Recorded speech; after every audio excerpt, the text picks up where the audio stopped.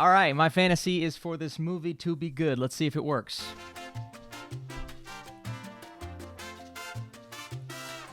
No, it doesn't.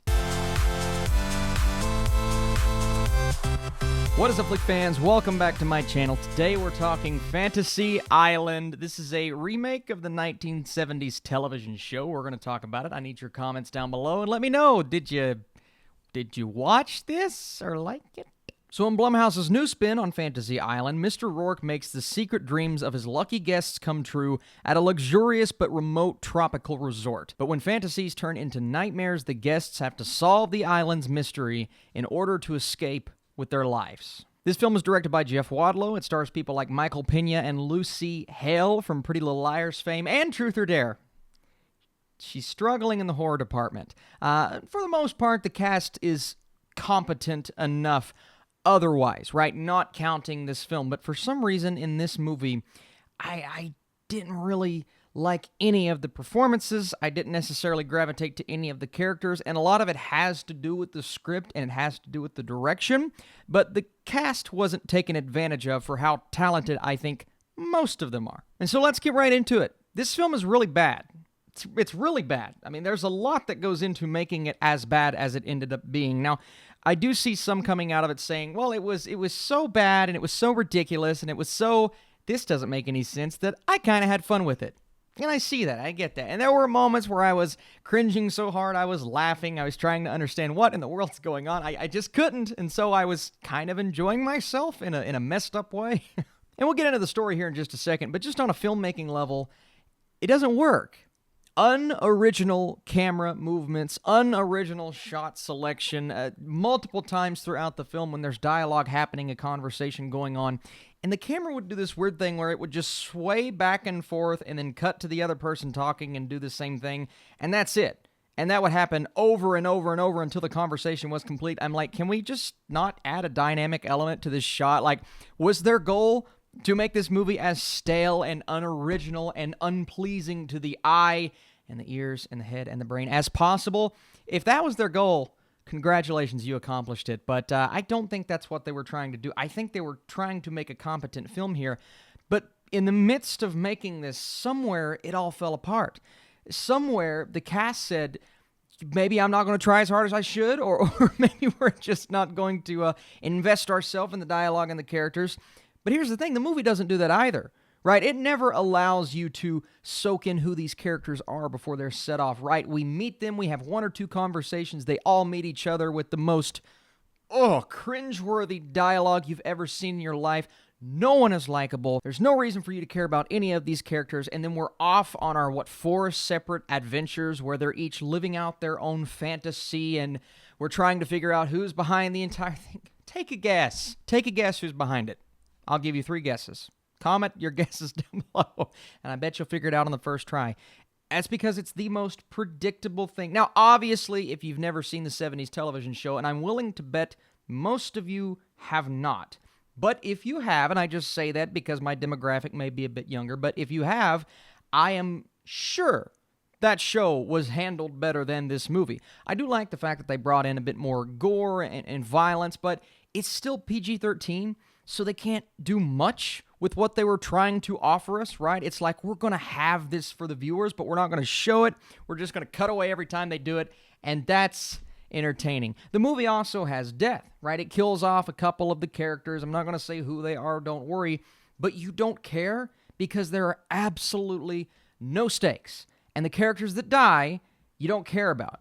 I didn't care about any of the characters, but the ones that you're supposed to emotionally gravitate towards when they die, I didn't care. And these storylines just didn't mesh with each other, and maybe that's the feel that they were going for, but each one had their own cliches and predictability elements that I really struggled with. But then when they would combine, obviously you're going to get into the third act and things are going to start meshing with each other. Oh my God, it was just so scrambled and jumbled, and you already weren't on board with any of the individual stories, so when they start coming together at the end, you're just, stop. It's too much. And hardly any of it makes sense. And I'm talking from the rules that this movie set up for itself. Because when movies don't make sense, obviously you got superhero films. You got a movie that I watched last night in Sonic. All right, obviously a talking hedgehog is unrealistic, but that film set up its own rules.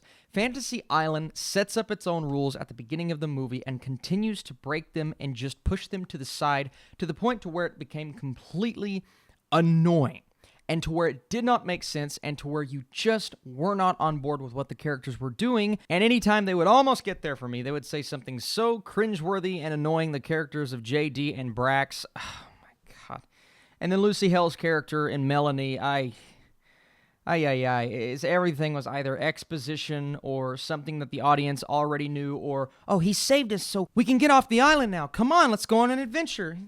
And there was never any rush to get somewhere or accomplish something that they had to do to survive. It's like they would stop and have a conversation for 5 minutes, and then 5 minutes later they would do the same thing. It's like, if y'all don't go, you're going to die. And then they turn around, they're just like, I'm so sorry for the way that I've been treating you today, and blah, blah. I'm just... There's one fantasy that a guy is living out, and he meets up with someone who he hasn't seen in a long period of time. When they're having the conversation... He spouts out the line, I have not seen you in 27 years, 6 months, and 5 days. That's the kind of dialogue we're dealing with here. Now, Austin, what's the problem with that? No one keeps track of that.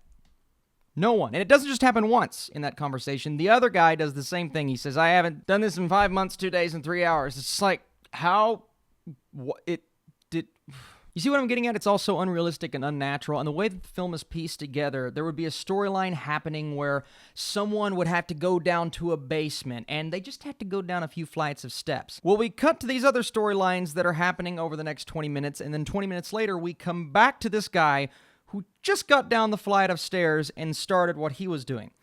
Now, I understand that that's not the intentions of the timeline of the film, but the way that the movie is pieced together, and it just doesn't work. It falls into every horror trope you can possibly imagine. The jump scares are so poorly executed. There are characters having a conversation, and it almost feels like the character that walks in and starts talking is standing there waiting on the perfect time to jump in, planning what they're going to say, and then they come in and spout out a line of dialogue so intensely and so unrealistically that it had me laughing. And other people in the theater were laughing too, and I heard so many sighs and groans when I was walking out of that theater. I know this review is long, I want to talk spoilers so bad, but let me just say this, the ending, I mean the twists and the turns at the end, and what ends up being the driving force of this plot, if that makes sense if you've seen the film, is so ridiculous. Certain characters are supposed to be grieving because, like I said, there is death, and they're just walking by other characters going, 1 star on Yelp for this stay.